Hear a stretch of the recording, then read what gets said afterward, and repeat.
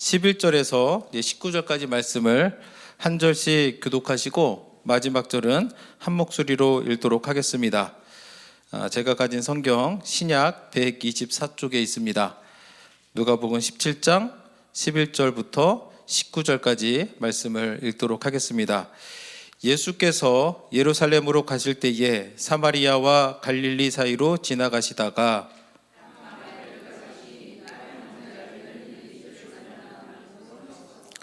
소리를 높여 이르되 예수 선생님이여 우리를 불쌍히 여기소서 하거늘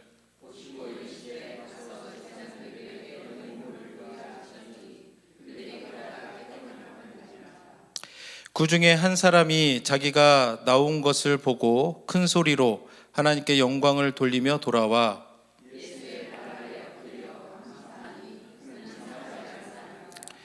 예수께서 대답하여 이르시되 10사람이 다 깨끗함을 받지 아니하였느냐? 그 9은 어디 있느냐?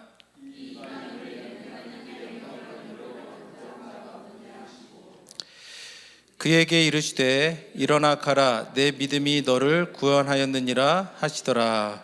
아멘. Hey guys, watch this video. I don't know if you've seen it. If you haven't, please watch it. And watch it to the end. This mama deer stops this car mid-traffic. The guy gets out to console and comfort the deer, to kind of push her out of the road so she doesn't get hurt.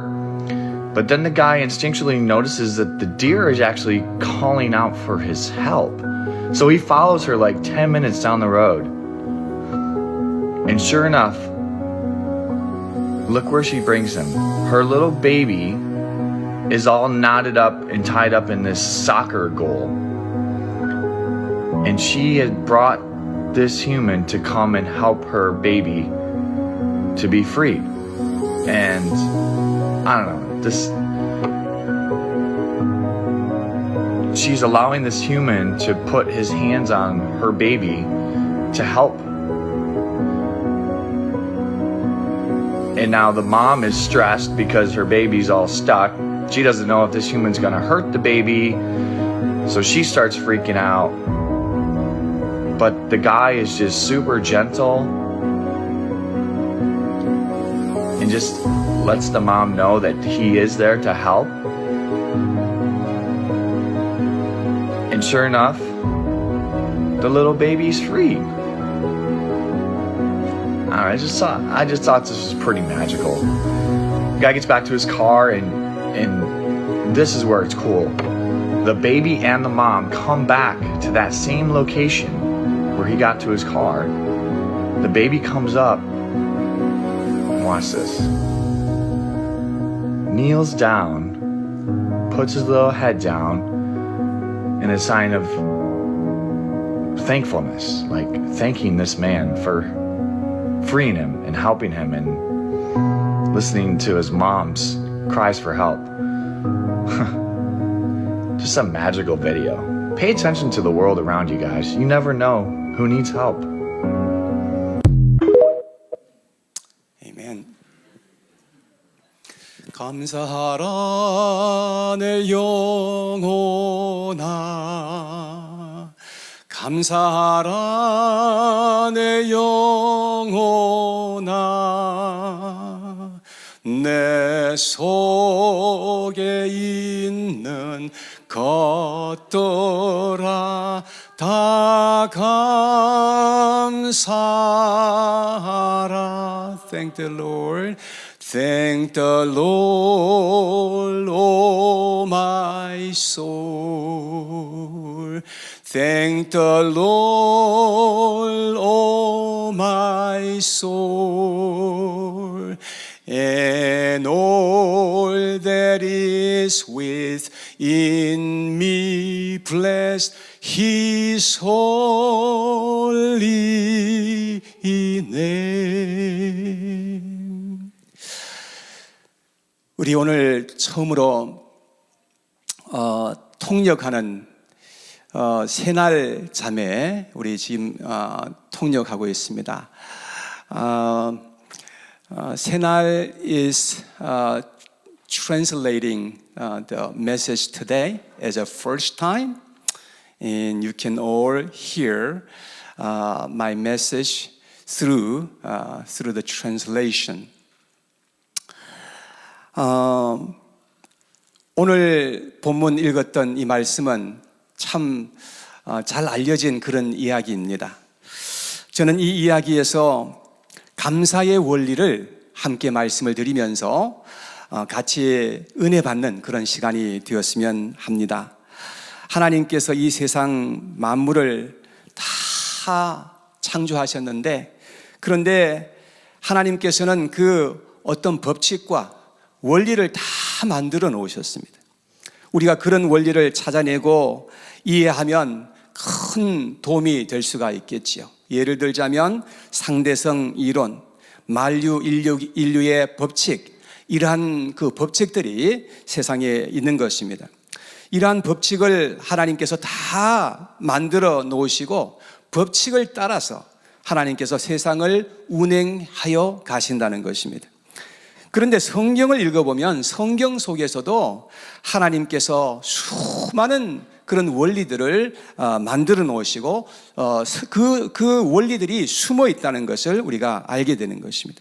그래서 우리가 원리들을 잘 찾아서 알고 적용할 때에 하나님의 큰 은혜가 우리의 삶 속에 함께하게 된다는 것입니다. 오늘 저는 성경에서 감사의 원리를 여러분들에게 말씀을 드릴 텐데, 여러분 말씀을 잘 한번 같이 들어보시고, 우리가 이 땅 위에 사는 동안에 감사하는 삶으로 말미암아서 우리의 삶이 복되고 행복한 그리스도인의 삶이 될 수 있게 되기를 간절히 축복합니다. 목사님, 감사할 일이 있어야 감사하지요, 이렇게 말씀하시는 분들이 혹시 있을지 모르겠습니다. 세상에는 감사할 일이 많이 있어도 전혀 감사하지 않고 살아가는 사람들도 많이 있을 수 있고, 또 별로 감사할 것이 없는 것 같은데 늘 감사하면서 살아가는 사람들도 있는 것입니다. 여러분, 우리가 어떤 태도로 이 땅에 살아가느냐에 따라서 우리의 인생은 크게 달라지게 될 것입니다.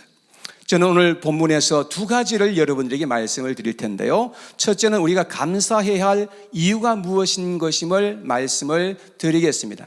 그 다음에 감사하는 방법에 대해서도 여러분들에게 말씀을 드리도록 하겠습니다.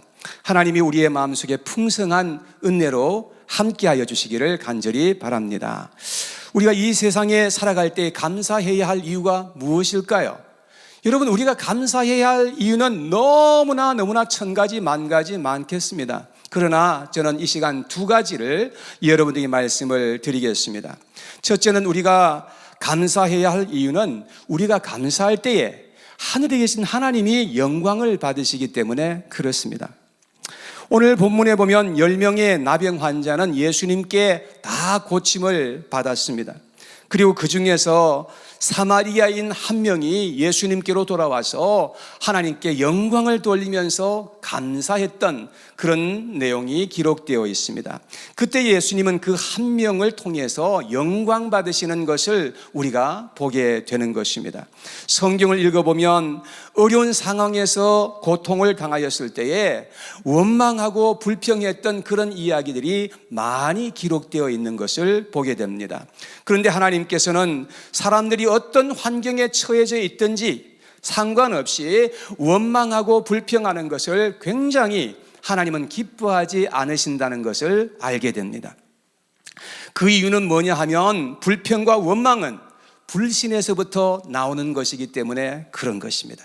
그러나 어떤 상황 가운데서도 우리가 감사로 하나님 앞에 나아갈 때에 하나님이 영광 받으신다는 것을 보게 되는 것입니다. 그 이유는 감사는 하나님을 신뢰하는 것에서부터 생겨나기 때문에 그런 것입니다.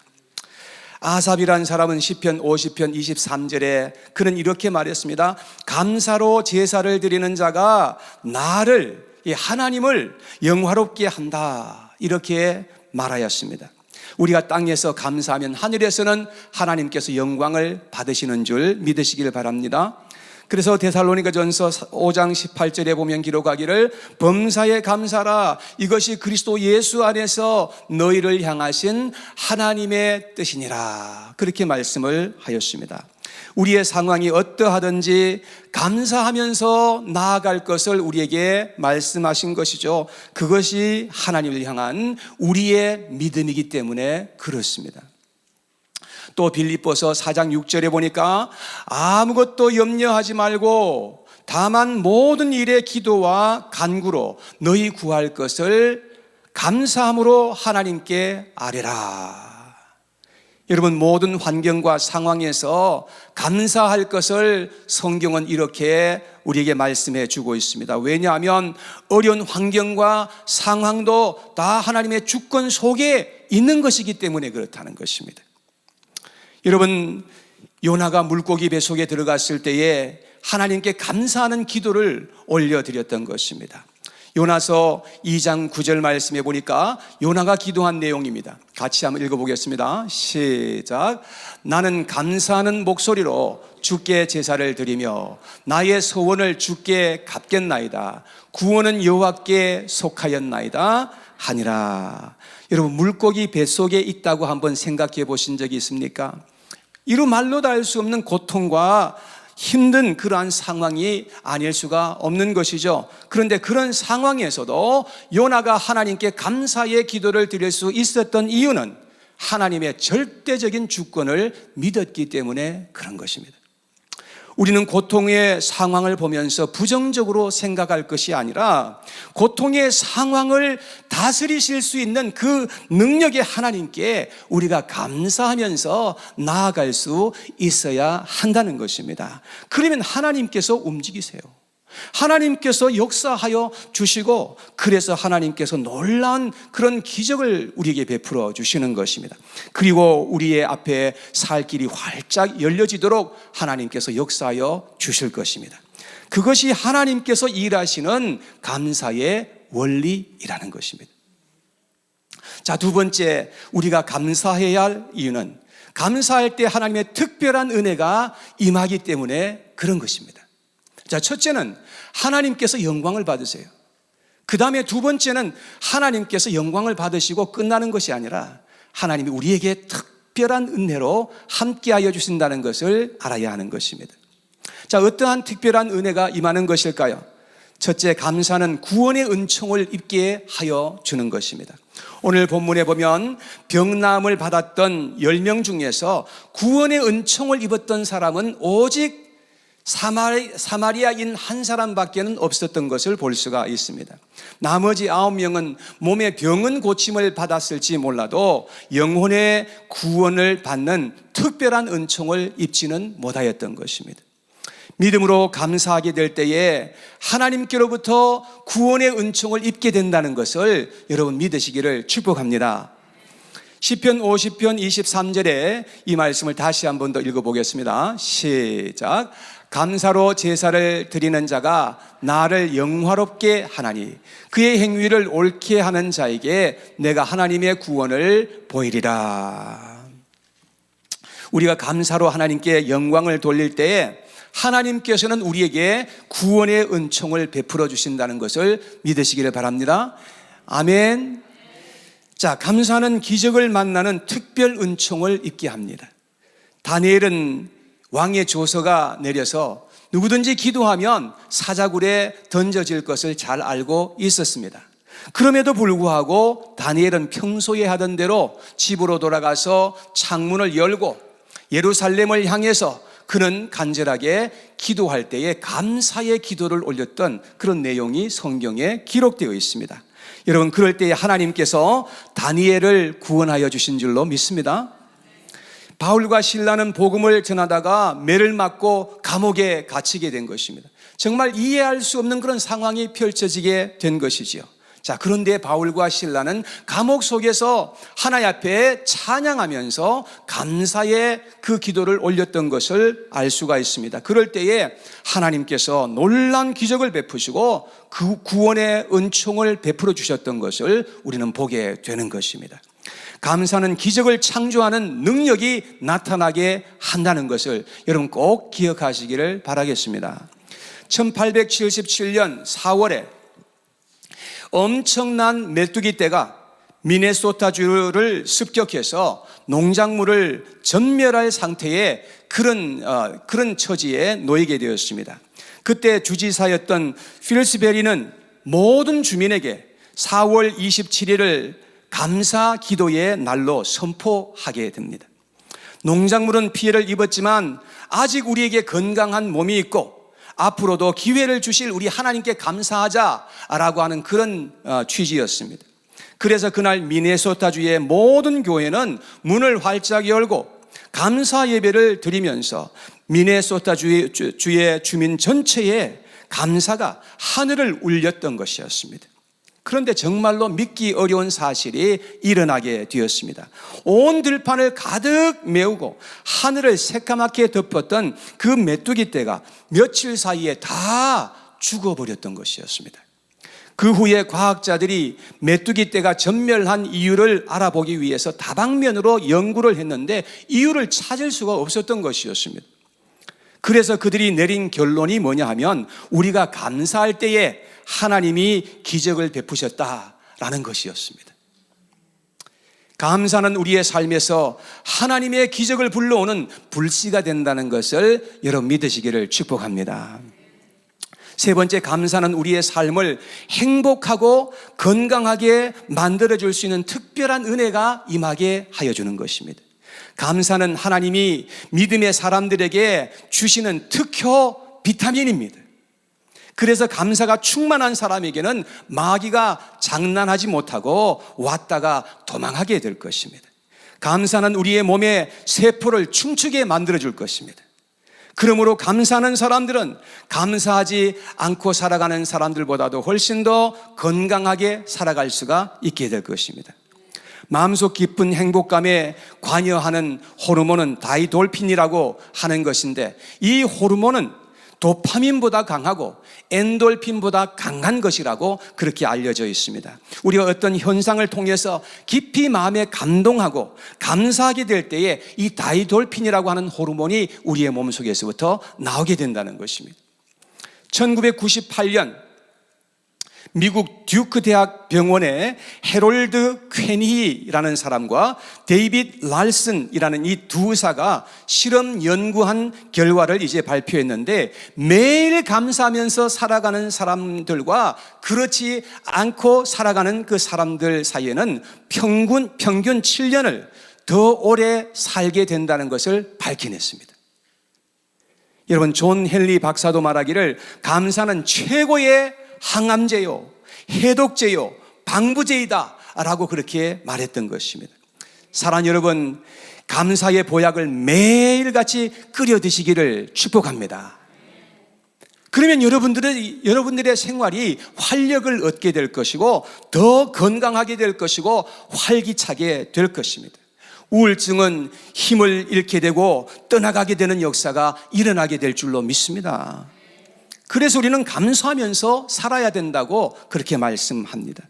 우리가 감사하면 우리 하나님께서 하늘에서 영광을 받으실 것이고 우리에게는 여러 가지 하나님의 은혜와 축복이 함께하는 그런 은혜가 임하게 된다는 것입니다. 아멘이시죠? 우리 하나님을 믿는 자들이 감사하면서 살아가는 것은 하나님의 명령이고 하나님의 뜻이라는 것을 우리가 믿고 감사하면서 살아가시는 여러분과 저가 되시기를 축복합니다.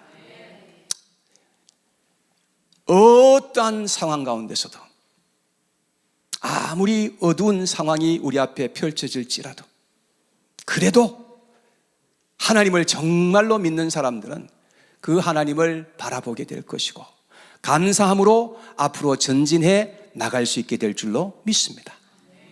자, 두 번째, 감사의 방법에 대해서도 여러분들에게 말씀을 드리겠습니다. 우리는 어떻게 감사해야 하는 것이겠습니까?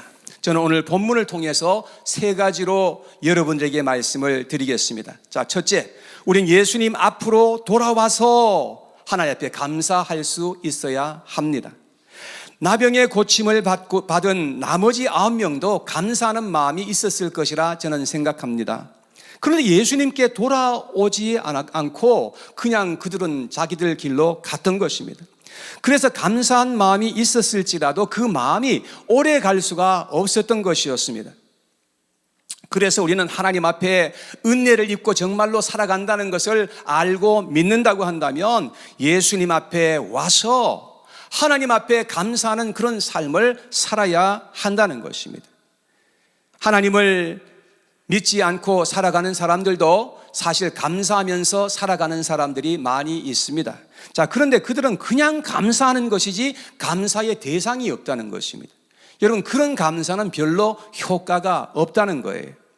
우리에게는 우리에게 은혜를 베풀어 주시는 우리의 대상이 있다는 것을 알아야 합니다. 그분이 바로 예수 그리스도이시라는 사실을 믿으시기를 바랍니다. 예수님은 우리를 위해서 육신을 입고 친히 이 땅 위에 찾아와 주신 겁니다. 우리를 만나 주시기 위해서 이 세상에 찾아와 주셨다는 겁니다. 그리고 우리의 모든 죄와 허물을 예수님께서 다 대신 짊어지시고 십자가 위에 달리셔서 피 흘리시고 대속의 죽음을 죽어주셨다는 사실입니다. 그래서 누구든지 예수님 앞에 나와서 죄 용서함을 구하는 자들을 주님께서 용서해 주시고 하늘의 은총을 우리에게 덧입혀 주시는 분이 예수 그리스도라는 사실을 알아야 하는 것입니다. 문둥병보다도 더 심각한 죄악의 이 문둥병에서부터 우리를 고쳐주신 줄 믿습니다. 그러니 우리는 마땅히 예수님 앞으로 나와서 감사의 제사를 올려드릴 수 있어야 하는 것입니다. 자, 두 번째, 우리는 겸손하게 하나님께 영광과 감사를 돌려드릴 수 있어야 되는 것입니다. 예수님께 돌아왔던 이 사마리아인은 예수님께 돌아와서 예수님의 발 앞에 엎드렸던 것을 볼 수가 있습니다. 얼마나 겸손한 감사였습니까? 우리가 하나님 앞에 나와서 감사할 때에 거만하고 뻣뻣한 모습으로 그렇게 감사할 수 있겠습니까?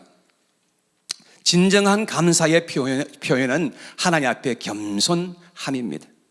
예수님이 죽은 지 나흘이나 되었던 나사로를 죽음에서부터 다시금 살려낸 이야기가 성경에 기록되어 있습니다. 몸에서 냄새가 풀풀 나고 물이 뚝뚝 떨어지는 그러한 상황에서 예수님께서는 기적을 베푸셔서 그 나사로를 다시금 살려내신 것입니다. 그래서 우리가 어떤 상황에 있든지 예수님께서는 우리를 살려주시는 부활의 주님이신 것임을 우리에게 나타내어 보여주신 것이죠. 그런데 며칠 후에 베다니에서 잔치가 벌어진 것입니다. 나사로와 그의 자매 마르다와 마리아가 예수님과 제자들을 초청해서 감사의 잔치가 벌어진 것입니다. 그래서 사람들이 가득히 모여있는 그곳에서 마리아는 예수님의 발 앞에 탁 앉아서 예수님의 말씀을 듣고 있었습니다. 그러다가 값비싼 향유를 가지고 있던 것을 깨뜨려서 예수님의 발에 부어드리고 자기의 그 긴 머리털을 흩어려서 예수님의 발을 정성껏 닦아 드렸던 것입니다. 마리아는 자기의 오라버니를 살려주신 그 일이 너무나 감사해서 예수님의 발 앞에서 엎드려 섬겼던 것을 우리는 보게 되는 것입니다. 여러분, 이러한 섬김이, 이러한 겸손이 하나님께 기쁨을 드린다는 것을 여러분 꼭 기억할 수 있게 되기를 바랍니다. 감사되 겸손하게 낮아진 마음으로 하나님께 감사할 수 있어야 한다는 것입니다. 우리가 감사할 때 첫째는 예수님 앞에 나와서 감사하는 것입니다. 예수님 앞에 감사하는 것입니다. 그리고 두 번째는 겸손한 자세로 하나님 앞에 감사드리는 것입니다. 자, 세 번째, 우리는 우리의 자신을 하나님께 헌신해 드림으로 말미암아 감사할 수 있어야 된다는 것입니다. 우리가 감사할 때에 말로만 감사하고 선물 한번 드리는 것으로 감사하는 것은 그것은 아닌 것 같습니다. 예수님께 돌아왔던 사마리아인은 예수님의 발 앞에 엎드렸던 것을 볼 수 있습니다. 그 의미는 뭐냐면 자신의 인생을 예수님께 헌신해 드리겠다는 그런 의미가 거기에 담겨 있는 것입니다. 그 당시 나병이 걸리면 완전히 사회로부터 외면당하고 인생이 비참하게 되는 그러한 때였습니다. 나중에는 손가락이 다 떨어져 나가고 발가락도 다 떨어져 나가고 코가 다 문드러지는 그런 일이 일어나게 되는 것이며 정말로 큰 고통을 당하게 될 수밖에 없었던 것입니다. 그런데 예수님이 말씀으로 나병을 깨끗하게 치유하여 주신 것입니다. 그때 사마리아인은 나병이 나은 것에도 감사했지만 자신의 병을 고쳐주신 분이 예수님이 누구인 것임을 깨닫게 된 것이었습니다. 그래서 자기에게 제2의 인생을 주신 예수님에게 자신의 인생을 헌신해 드리고자 하였던 것이죠.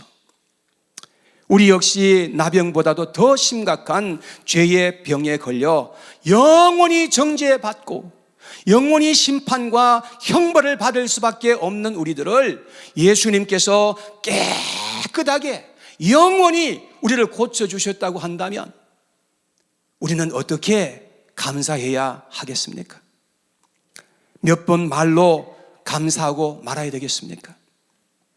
아니면 가지고 있는 것 중에서 얼마를 드리면서 감사하고 그냥 말아야 되겠습니까?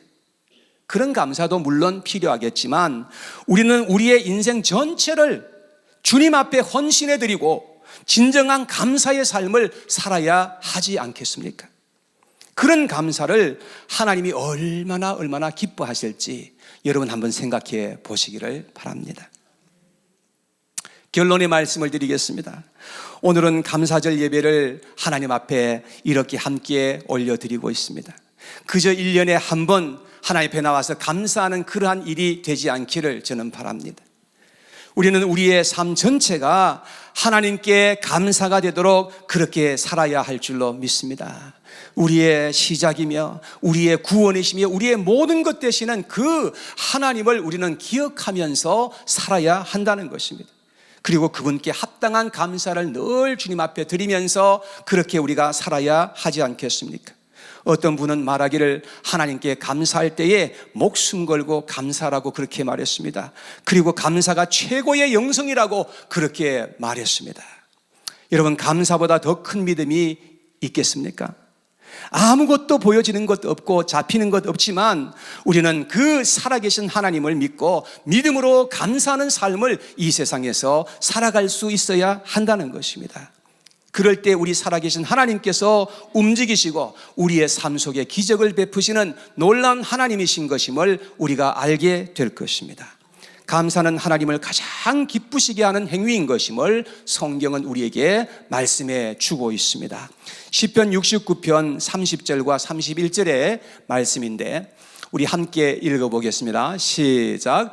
내가 노래로 하나님의 이름을 찬송하며 감사함으로 하나님을 위대하시다 하리니 이것이 소 곧 뿔과 굽이 있는 황소를 드림보다 여호와를 더욱 기쁘시게 함이 될 것이라. 여러분, 제물 중에서 가장 값지고 가치 있는 것은 뿔과 굽이 있는 황소이라고 하는 것입니다. 그런데 그런 제물보다 하나님을 더욱 기쁘시게 할 수 있는 것은 하나님을 찬양하고 감사하는 제사라고 성경은 이렇게 말씀해 주고 있는 것입니다.